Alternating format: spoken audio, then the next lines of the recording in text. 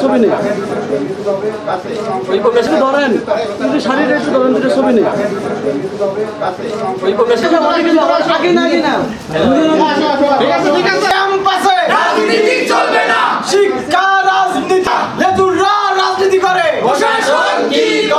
আমরা এই ক্যাম্পাসে আর দ্বিতীয় কোনো আবু সাইদকে দেখতে চাই না।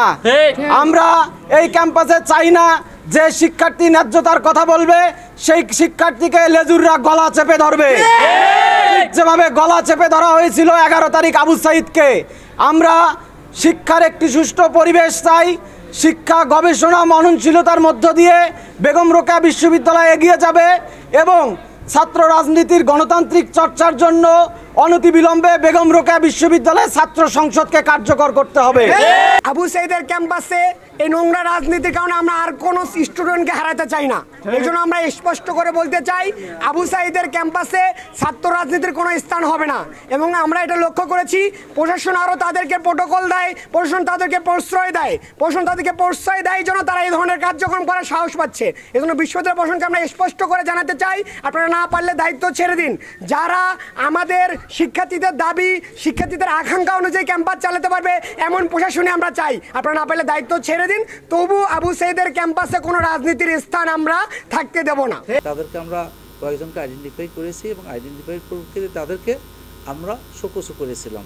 শোকজের পরিপ্রেক্ষিতে তার উত্তর হয়েছিল স্যার এটা যা হয়েছে ভুল হয়ে গেছে আর কখনো হবে না স্যার। সে মুসলিকাও তারা আমাদের কাছে দিয়ে দিচ্ছে।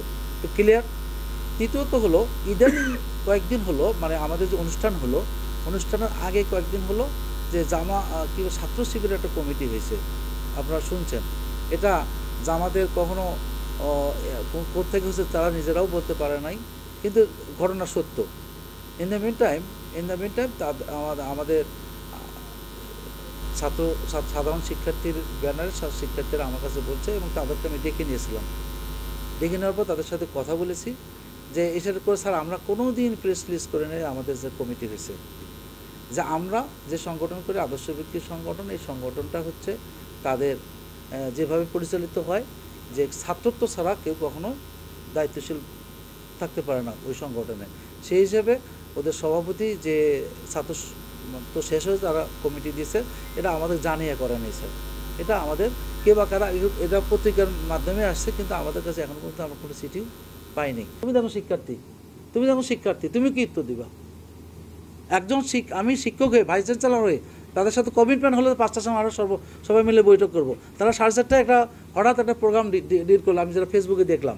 ডিল করবো তারা কী করলো, তারা কী কাজটা করেছেন? তারা 5টার সময় আসে, এখন 6টা বাজে আসেই না নেই। তারা আমরা কী উত্তর দেবো? তুমি এখন তাদের উত্তর দাও। আমরা তো কাজ করতেছি, এর আগে ঘটনা ঘটাইছে তাদের আমরা শোকজ করেছি কিনা তোমরা দেখেছো কিনা? তুমি শিক্ষার্থী, তুমি জানো না? আমাদের রেজুলেশন আছে, আমাদের রেকর্ড, তাদের সাক্ষী প্রমাণ সবই আছে। তা আমি শোকজ করেছি, তারা ভুল স্বীকার করেছে, আর করবে না। এখন আমি দেখি করি কি না। এখন আমার শিক্ষার্থীরা তারা হওয়ার আগেই যে ঘটনাটা ঘটাইলো এটার উত্তর আমি এটা কি প্রত্যাশা করতাম? ওরা কি প্রত্যাশা করলো? এটা করে বা কি আউটপুট আসলো? মাত্র 8 থেকে 10 জন সাধারণ শিক্ষার্থীদের নাম ব্যবহার করে কিছুক্ষণ আগে দেখেছেন তারা একটা উদ্দেশ্যপ্রণোদিতভাবে নারীদের শাড়ি এবং চুরি নিয়ে তুচ্ছ-তাচ্ছিল্য করেছে।